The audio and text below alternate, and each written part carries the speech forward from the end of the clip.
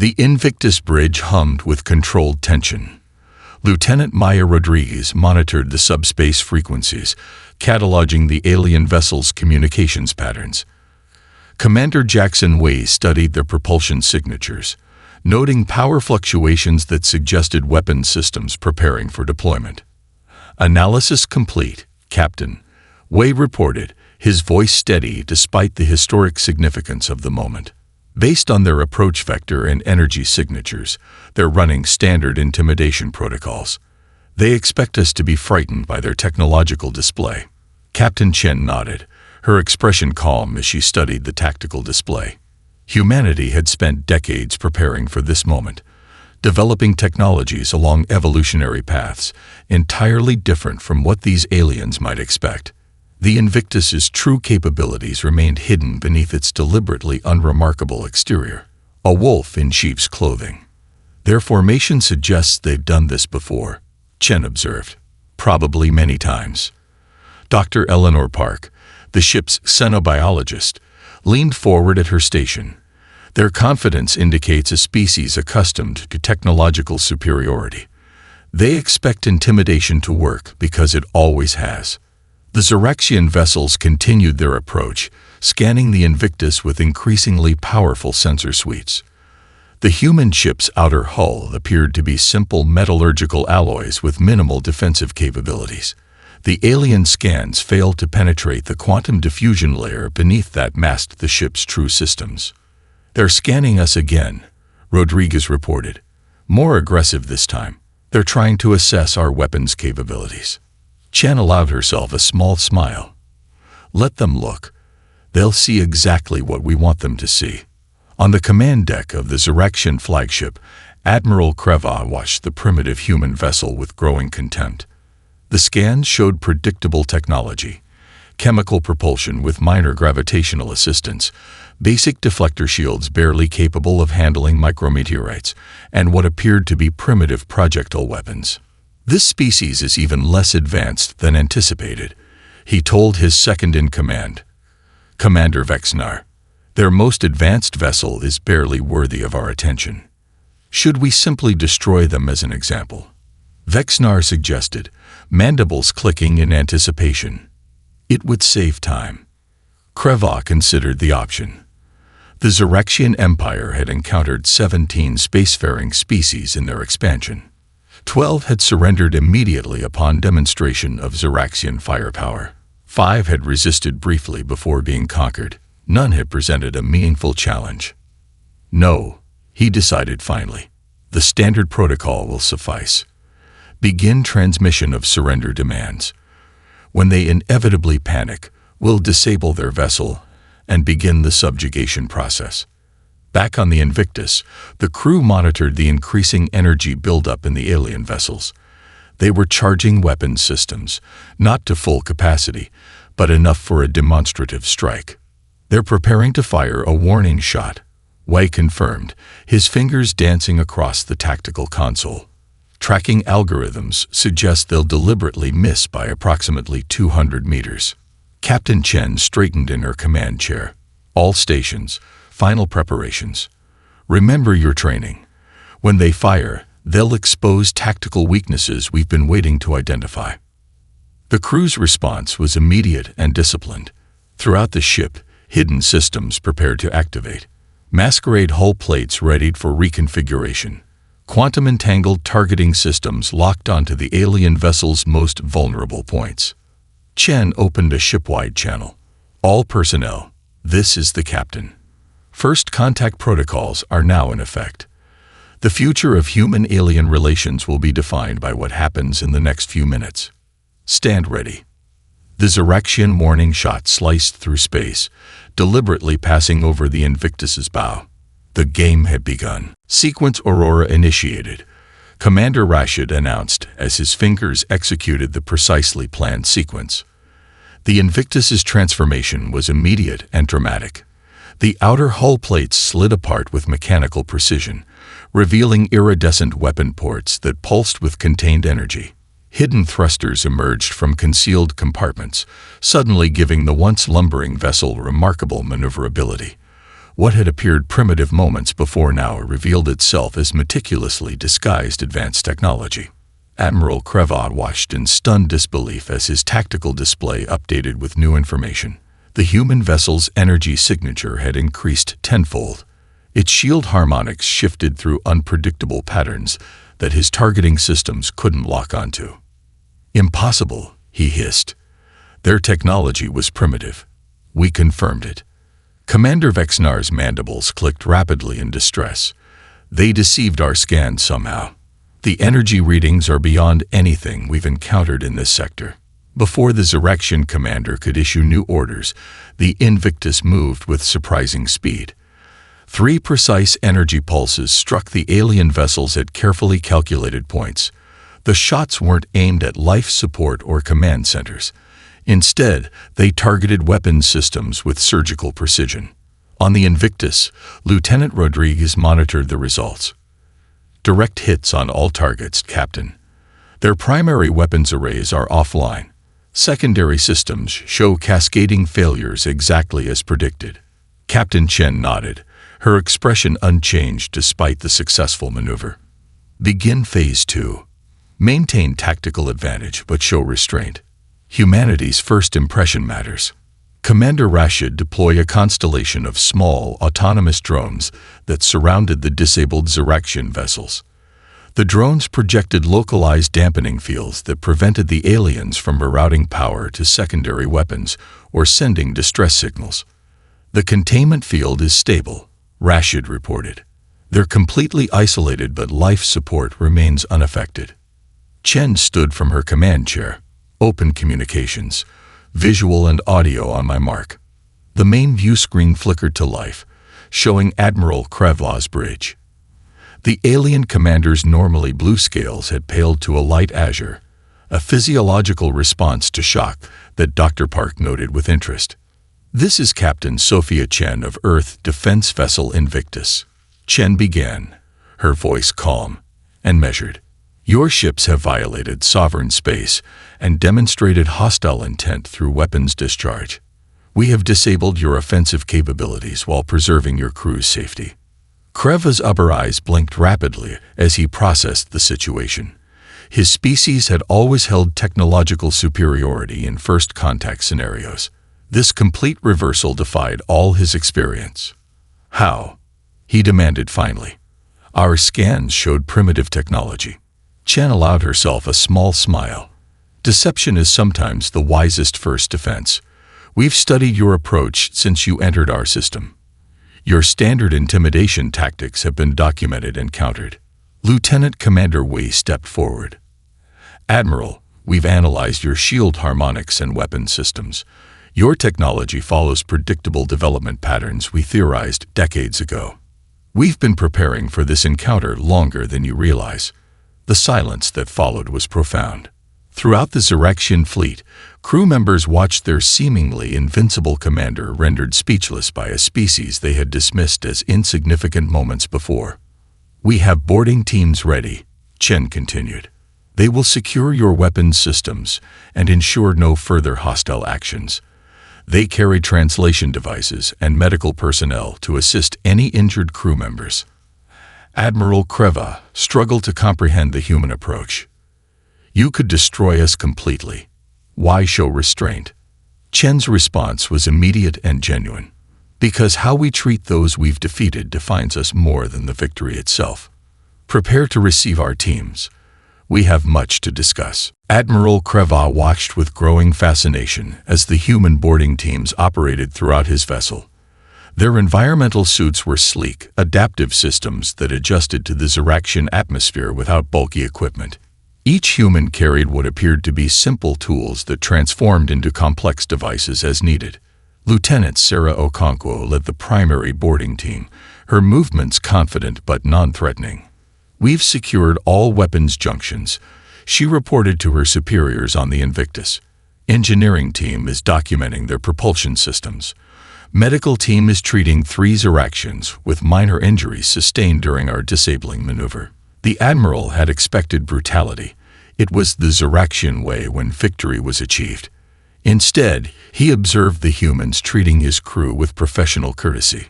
One human medic had even synthesized a pain-relieving compound compatible with Xeraxian biology within minutes of encountering their first injured crew member.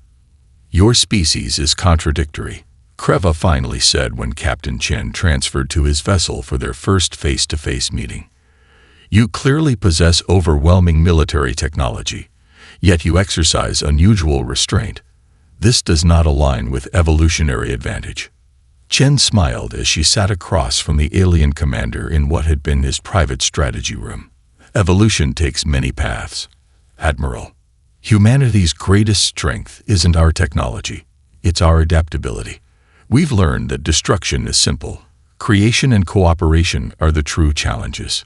Commander Rashid, who had accompanied Chen, activated a holographic display showing three-dimensional models of the Xeraxian ships. "Your vessel designs focus on intimidation and overwhelming force, but sacrifice efficiency and redundancy. We could have completely destroyed your fleet instead of disabling it." "Then why didn't you?" Kreva demanded, his secondary breathing vents flaring with emotion. "In your position, we would have eliminated the threat permanently." Chen's expression grew serious. "And that is precisely why we didn't. That approach leads to endless cycles of violence and retribution. Humanity learned this lesson through our own bloody history." Dr. Eleanor Park joined the conversation, her xenobiologist's perspective adding another dimension. "Admiral, we've studied your communications and ship logs. The Xeraxian Empire has conquered many worlds, but your hold over them requires constant military presence. You've created subjects, not allies." The alien commander's scales shifted color slightly, a sign of discomfort that the human sensors detected, but they politely pretended not to notice. "Show him," Chen instructed. Rashid adjusted the holographic display, revealing detailed schematics of Xeraxian colony worlds. "Your suppression of 12 species has cost you 62% of your military resources in occupation duties. You've gained territory but lost strategic flexibility." Kreva stared at the analysis, disturbed by its accuracy. "How could you possibly know this? You've never encountered our species before today." Chen's response was measured. "Because we've studied our own history. Empires built on fear eventually collapse under their own weight. We developed along different lines, coalition building rather than conquest." The Admiral's upper eyes narrowed. "You speak of cooperation, yet you disabled our fleet without warning." "After you fired upon us," Rashid noted, "we responded to aggression with measured defense, not destruction." As the conversation continued, Kreva found himself reassessing everything he thought he knew about civilizational development. The humans were capable of devastating violence, yet exercised deliberate restraint. They possessed technological superiority, yet offered medical assistance to their opponents. "Your approach is inefficient," he finally stated, falling back on Xeraxian values. Captain Chen's smile returned, "Perhaps in the short term. But over centuries, we found it creates something far more powerful than fear." "And what is that?" the Admiral asked, genuinely curious despite himself. "Trust," she answered simply.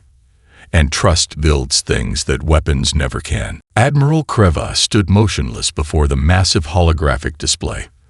The three-dimensional representation of Sol system expanded around him, revealing layer upon layer of hidden human infrastructure. Stealth platforms nestled in asteroid belts. Automated defense systems lurked within gas-giant atmospheres. Massive construction facilities occupied dimensionally folded spaces near Mercury. "This is extensive," he finally managed, his voice barely above a whisper. Admiral Helena Ortiz nodded.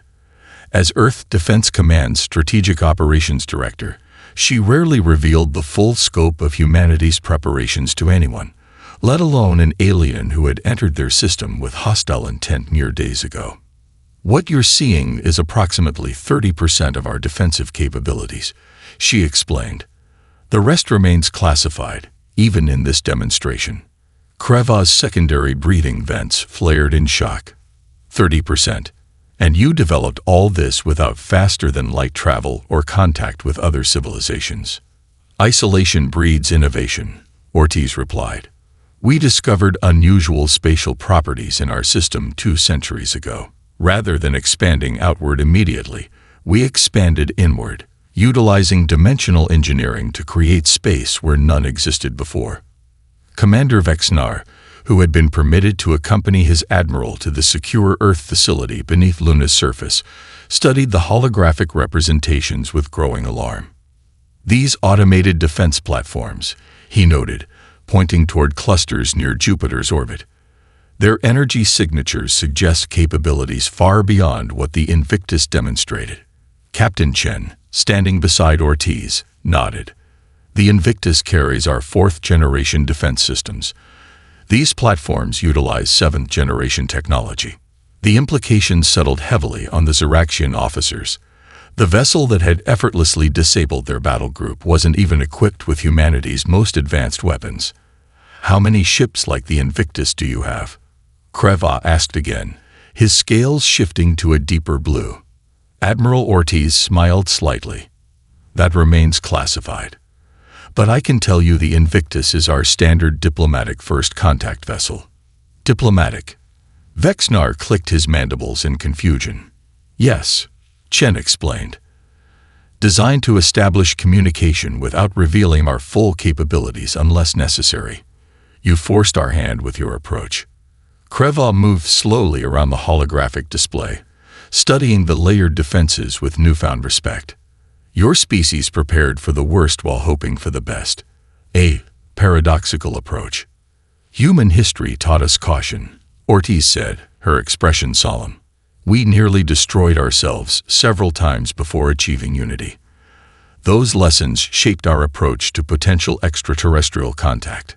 The display shifted, showing historical footage of Earth's devastating wars, followed by the remarkable recovery and unification that follow humanity's closest brush with extinction.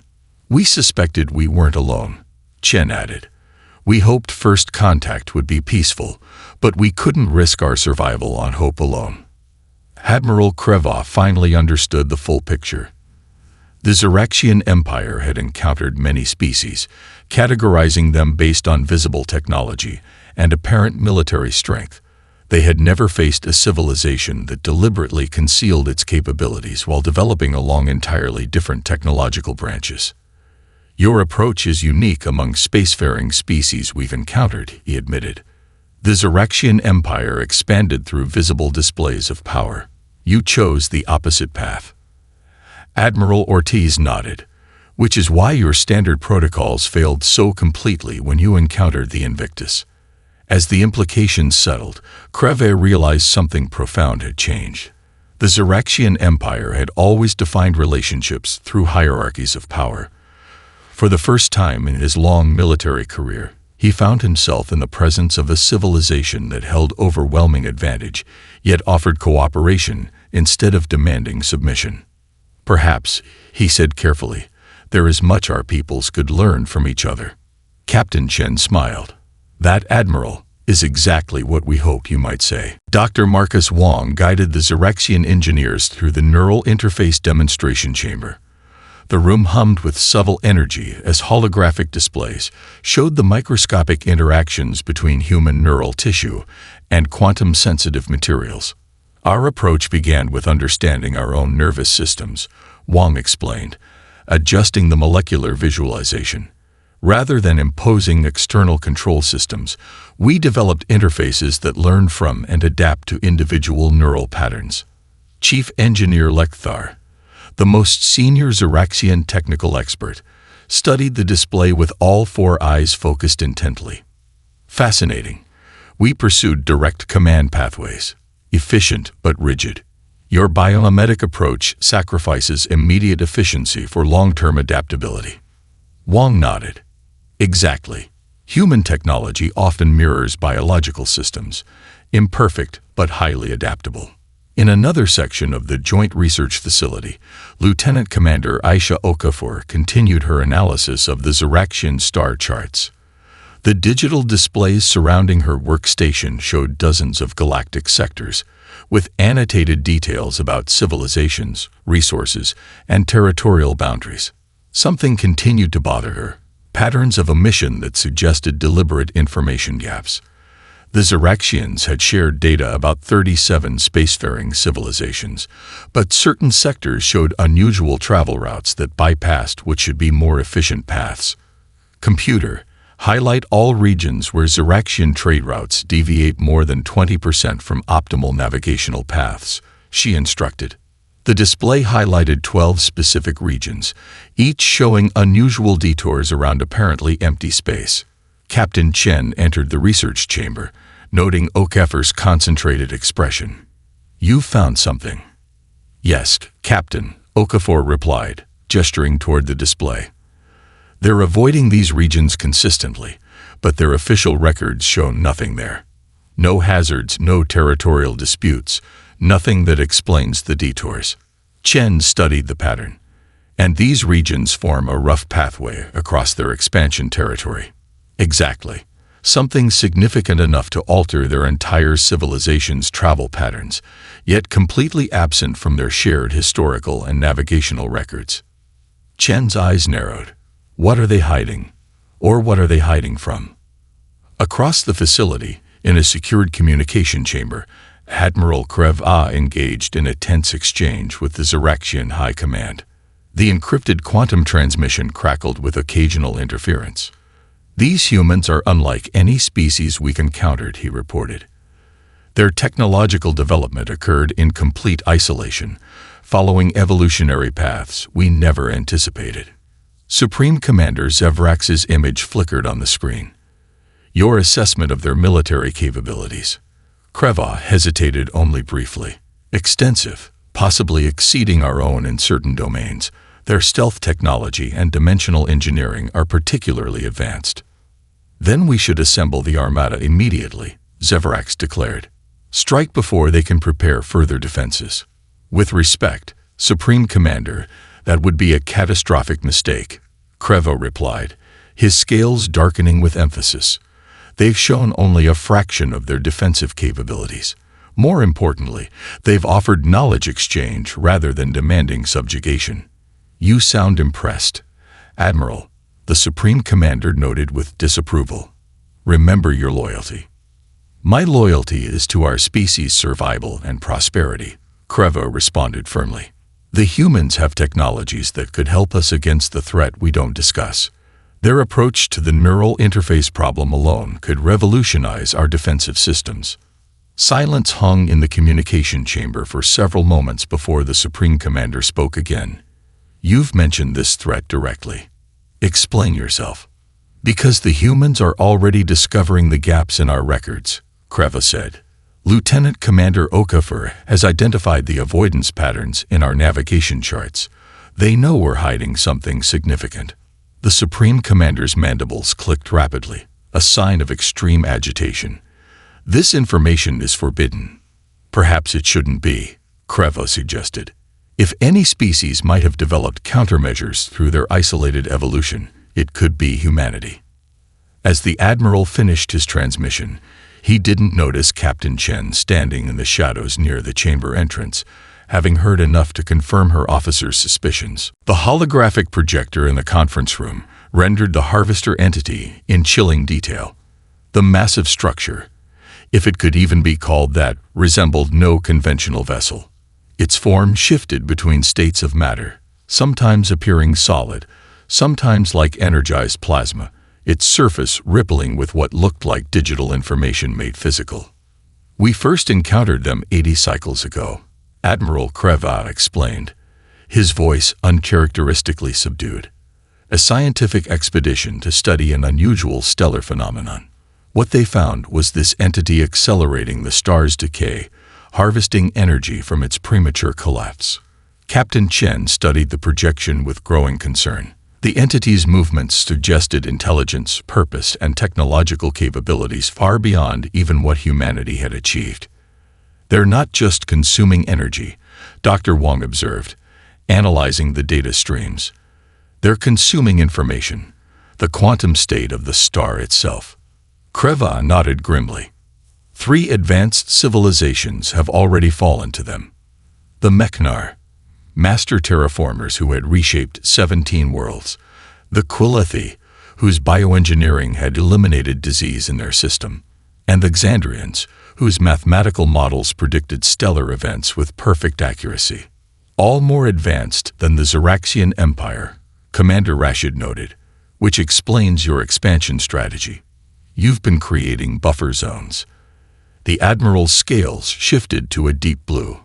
We considered warning other species, but our scientists calculated that mass panic and uncoordinated resistance would only accelerate their advance.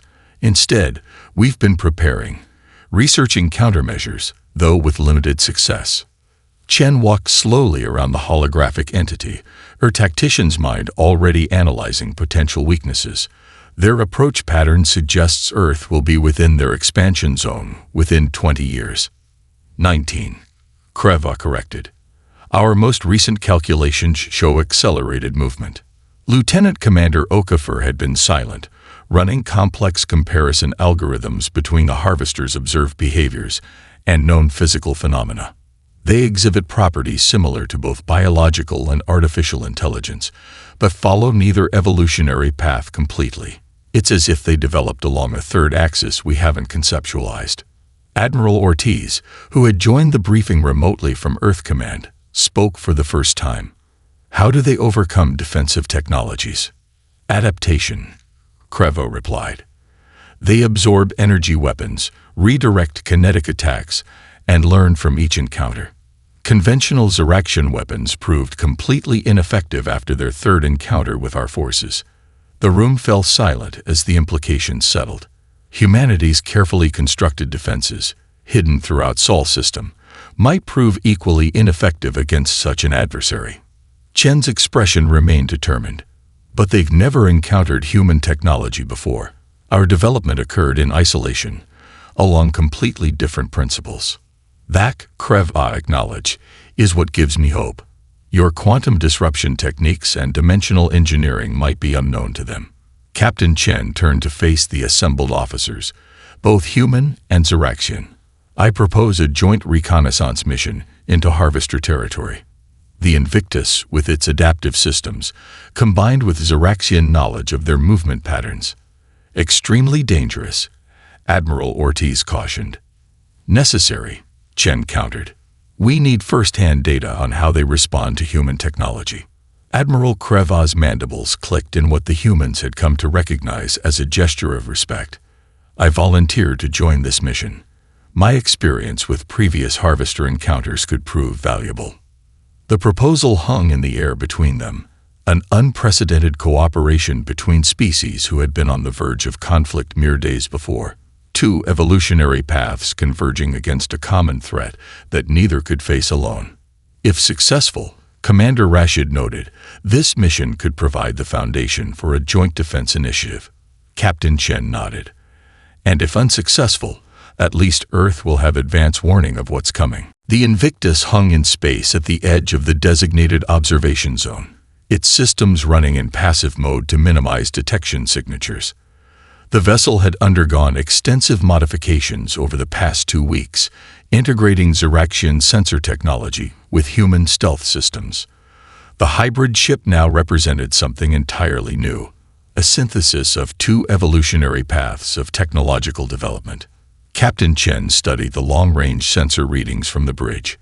Beside her, Admiral Kreva focused on a separate display showing energy fluctuations in the nearby red giant star, the Harvester's current feeding ground. Energy consumption has increased by 17% in the last hour, Kreva noted. They're accelerating the stellar collapse process. Lieutenant Rodriguez adjusted the sensor array. The star should have had at least another billion years of stable output. They're somehow manipulating its fundamental atomic processes. The bridge crew, a mixture of human and Xeraxian officers, worked with surprising harmony given how recently they had been adversaries. 2 weeks of intensive cross-training had built unexpected bonds as each species discovered complementary strengths in the other. Movement detected, Commander Wei announced from tactical. Harvester scout vessel separating from the main entity. The view screen displayed the smaller entity, though smaller was relative when the object still massed more than the largest human space station. Like its parent, It shifted between states, its surface rippling with information patterns. "Maintain passive observation," Chen ordered. "Record everything." Dr. Park monitored the biological readings. Its pattern recognition behaviors are fascinating. It appears to be cataloging stellar matter based on criteria we don't fully understand yet. The scout vessel continued its systematic survey, moving in a search pattern that brought it gradually closer to the Invictus's position. Though the human Zeraxian ship maintained its stealth protocols, the crew knew detection was probably inevitable. "Energy spike," Wei reported suddenly. "The scout has changed course. It's heading directly toward us." Chen and Creva exchanged glances. This was the moment they had both anticipated and dreaded. "Defensive protocols," Chen ordered calmly. "Maintain observation stance but prepare countermeasures." Creva addressed the Zeraxian portion of the crew. "Remember your training. Traditional energy weapons will be ineffective. Rely on the human quantum disruption systems." The Harvester Scout accelerated, its form becoming more solid as it approached. Tendrils of energy extended forward, probing the space ahead of it. "It's scanning for us," Rodriguez reported. "Our stealth systems are holding, but it seems to sense something's here." Theoretical models suggest it detects perturbations in space-time itself, Dr. Wang added from engineering. "Our dimensional fold drive creates subtle ripples even when inactive." The tension on the bridge increased as the distance closed. The scout was now less than 50,000 kilometers away and closing rapidly. "Captain," Wei said quietly, "we need to make a decision. Evasive action or stand our ground." Chen glanced at Creva, who nodded almost imperceptibly. Their planning sessions had covered this scenario extensively. "We came for data," Chen stated. "We hold position and observe its approach. Weapons on standby, but do not engage unless I give the command." The Harvester entity suddenly accelerated to what should have been physically impossible speed, covering the remaining distance in seconds. It halted just 5,000 kilometers from the Invictus, extending energy tendrils in all directions. "It's found us," Rashid reported, his voice steady despite the tension. "Energy pattern suggests it's preparing to deploy some form of attack." Chen straightened in her command chair. "This is what we came for. All sensors at maximum recording capacity. Whatever happens next will provide vital data for Earth's defense." The Harvester Scout's surface pattern shifted rapidly, and then it unleashed a wave of energy, unlike anything either humans or Zeraxians had encountered before. The Grand Council chamber fell silent as Captain Chen finished her presentation. The three-dimensional display above the central table showed the Invictus's encounter with the Harvester Scout in vivid detail, including the moment when the ship's hybrid defenses had not merely survived the energy attack, but had actually absorbed and redirected it. The scout entity retreated after the failed attack, Chen concluded. "Our analysis suggests it was genuinely confused by our defensive response. It had never encountered a technology that could adapt to its energy signature in real time." Admiral Ortiz nodded appreciatively. The neural adaptive shield matrix performed beyond expectations. Supreme Commander Zevrax of the Zeraxian High Command leaned forward, his four eyes narrowed in concentration. "This is the first documented instance of a successful defense against direct Harvester aggression." Representatives from a dozen Earth nations and 7 formerly hostile Zeraxian colony worlds exchanged glances. The implications were profound.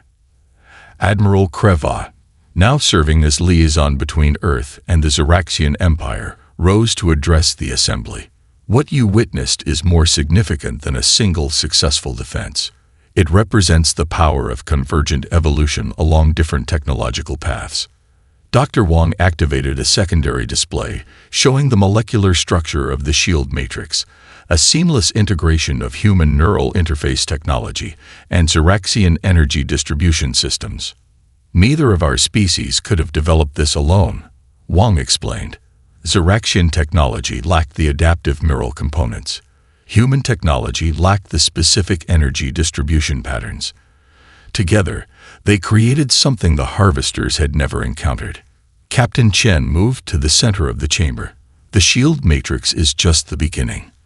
Our engineering teams have already developed 12 new hybrid technologies by combining our different evolutionary approaches. Commander Rashid displayed tactical simulations showing unprecedented effectiveness ratings. Combined fleet operations using these technologies could establish defensive perimeters capable of resisting harvester incursions. The Supreme Commander's mandibles clicked rapidly, a sign the humans now recognized as intense calculation. You propose not merely defensive measures, but a unified response. Exactly, Chen confirmed. A combined fleet drawing strengths from both our civilizations, and not just our two species. We should extend this alliance to others threatened by the harvesters. The chamber erupted in overlapping conversations. The concept of a multi-species alliance was revolutionary, especially for the traditionally isolationist Xeraxians. Admiral Krevar raised his voice above the discussion. I have served the Empire my entire life. I believed in our superiority until the moment the Invictus revealed humanity's true capabilities. He paused, his scales shifting to a deep blue of sincerity. What I witnessed during our joint mission wasn't just technological synergy. It was a fundamentally different approach to existence. He gestured toward Captain Chen. The humans could have destroyed our battle group with ease during our first encounter. Instead, they disabled our weapons and offered cooperation. That choice, that perspective, may be the true weapon we need against the harvesters. The Supreme Commander considered this. You believe their philosophical approach is as valuable as their technology. I believe it's inseparable from their technology, Kreva replied. Humans developed along evolutionary paths, focused on adaptation and cooperation rather than dominance. Their neural interfaces work because they're designed to learn and evolve, not control and dictate. Captain Chen nodded in agreement. The harvesters consume. They dominate. They impose order through destruction. Our greatest advantage isn't a specific technology. It's our capacity to adapt, to combine seemingly incompatible approaches into something new. As the council deliberated, Dr. Park quietly approached Captain Chen. The first joint fleet vessels are already in production.